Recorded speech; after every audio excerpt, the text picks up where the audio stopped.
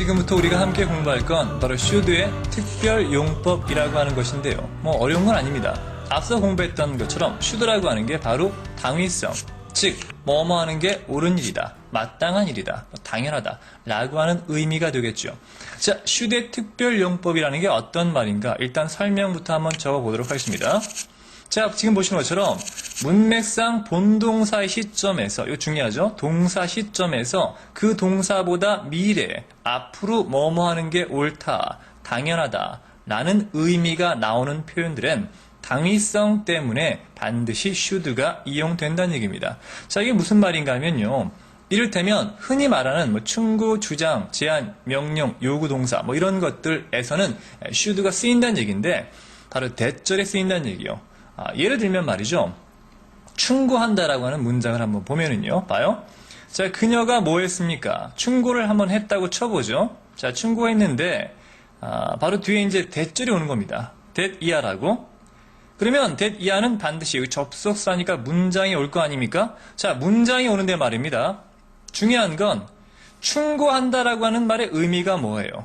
이렇게 해야 하는 게 옳다라고 충고하는 거 아닙니까? 따라서 당연히 충고한다거나 제안하거나 요구하거나 명령하는 건 그 뒤에 나오는 대절의 동작을 하는 게 마땅히 옳다는 얘기죠. 따라서 should가 꼭 필요하다는 얘기입니다. 이를테면 내가 너무 일만 하고 안 쉬니까 그녀가 충고했습니다. 뭐라고? 나는 반드시 should 뭐만 하는 게 옳다는 얘기죠. 바로 take a break라고 할까요? 휴식을 취한다는 얘기죠. 그럼 무슨 말입니까? 그녀는 내가 휴식 취하는 게 옳다라고 충고했다는 얘기죠. 근데 문제는 뭐냐? 이렇게 보면 큰 문제가 없는데 바로 이런 대절에선 should가 생략이 가능하다는 게 바로 문제일까? 왜냐면 should를 생략해 보도록 하죠. 실제 원칙을 지키는 걸 좋아하는 영국 사람들은 should를 다 써줍니다만 워낙에 간결한 걸 좋아하는 이 미국 사람들은 should를 곧잘 생략하곤 합니다. 따라서 should가 생략돼 버리면 언뜻 보기에 문제가 발생하죠. 왜냐하면 앞에 충고했던 게 과거 아닙니까? 주절이 과거면 말이죠. 대절 이하의 종속절은 최소한 과거나 과거 완료가 와야 되는데 take라고 하는 현재형이 왔기 때문에 바로 시제일치에 어긋나서 이 문장 틀린 것처럼 보이기 쉽다는 얘기예요. 하지만 옳은 문장이죠. 따라서 이런 게 시험 문제에 굉장히 출제되는 경향이 많습니다. 자, 이해가 되십니까? 지우고요. 바로 예문을 통해서 다시 한번 설명드리겠습니다. 자, 화면을 봐주세요. He demands that you should stay in London. 오케이. 자, demand라는 동사가 중요한데요. 우리말로 하면 뭐뭐 할 걸 요구하는 거죠. 생각해 보세요. 요구한다는 게 먼저 있고 네가 런던에 머물러야 한다고 요구하는 건데 머물렀습니까? 아직 안 머무르고 있겠죠. 그러니까 이건 당연히 미래에 일어날 일이겠죠. 이 말입니다. 본동사 시점에서 앞으로 뭐뭐 하는 게 옳다. 앞으로 런던에 머무르는 게 옳다. 당연하다니까 should가 여기 쓰여진다는 얘기죠. 아시겠습니까? 자, 지금과 같이 말입니다. 주절이 지금 demands. 뭐가 쓰였습니까? 바로 주절 동사가 현재가 쓰였죠. 이때는 생략해도 별 문제가 없습니다. 뭘 생략합니까? 지우고 바로 demands란 앞에 현재일 땐 should를 생략해도 뒤에 남아있는 동사 원형이 전혀 어색해 보이지 않는다는 얘기입니다. 왜냐하면 시제일치에 잘 맞아 보이니까 그렇죠. 시제일치가 뭐라고요? 기본적으로 주절 동사가 현재라면 종속절의 시제는 어떤 게 와도 상관없죠. 즉 이건 현재가 온 것처럼 보이죠. 하지만 과거나 미래 다 관계없기 때문에 아무런 문제가 없어 보입니다. 다만 문제는 이거죠. demanded라고 해서 과거가 올 때가 문제입니다. 왜냐하면 주절 동사가 과거일 땐 should를 생략하면 조심해야 됩니다. 이유는 간단하죠. 주절이 과거일 경우에 종속절 시제는 반드시 같은 과거이거나 아니면 더 과거인 과거 완료가 와야 되니까. 언뜻 보기 앞에는 과거가 나왔죠. 근데 뭐가 대절 이하에는 지금처럼 stay 동사 원형이 나온 것처럼 보이기 때문에 바로 시제일치에 어긋나 보이죠. 앞엔 과거인데 왜 뒤에 현재가 나와? 이건 말도 안 돼. 라고 해서 시험 문제 많이 나오는데 이게 옳은 문장이라는 얘기입니다. 아시겠습니까? should가 생략됐다는 걸 간파하셔야겠죠. 문맥상 파악하실 필요가 있다는 얘기입니다. Stayed. 그럼 만약에 그냥 stayed라고 해서 이렇게 과거를 쓰면 어떻게 됩니까? 일단 언뜻 보기엔 앞에가 과거고 뒤에도 과거니까 시제일치에 참 잘 맞아 보이니까 옳은 문장. 이건 별 문제 없는데 라고 보시면 출제위원들이 노리는 거죠. X. 틀린 문장입니다. 왜 그렇습니까? 바로 demand라고 하는 동사의 의미 때문입니다. 매우 중요하겠죠. 정리합니다. 자, 주절 동사가 과거가 되면 문맥상 의미를 파악하는 게 중요합니다.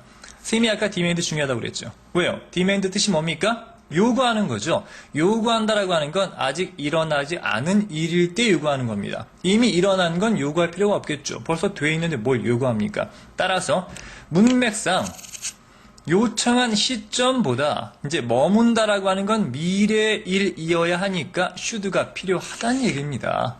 알겠습니까? 아직 일어나지 않았으니까 요구했어. 머물라고.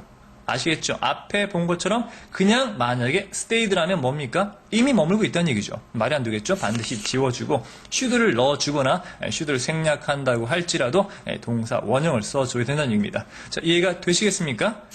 insisted, 자, 조심할 건 말입니다. demand를 만약에 insist로 바꾸는 경우죠. 왜냐하면 insist는요, 주장한다는 뜻입니다. 앞에 demand는 요구한다였죠. 자, 주장은 크게 두 가지로 나눠질 수 있기 때문에 조심하셔야 됩니다. 일단 기본적으로 insisted 과거죠. 뒤에 should가 생략돼서 마치 현재형처럼 보입니다. O. 이거 옳아요. 왜요? 말 그대로 그가 주장했거든. 뭐라고? 네가 런던에 머물러야 한다고. 무슨 말입니까?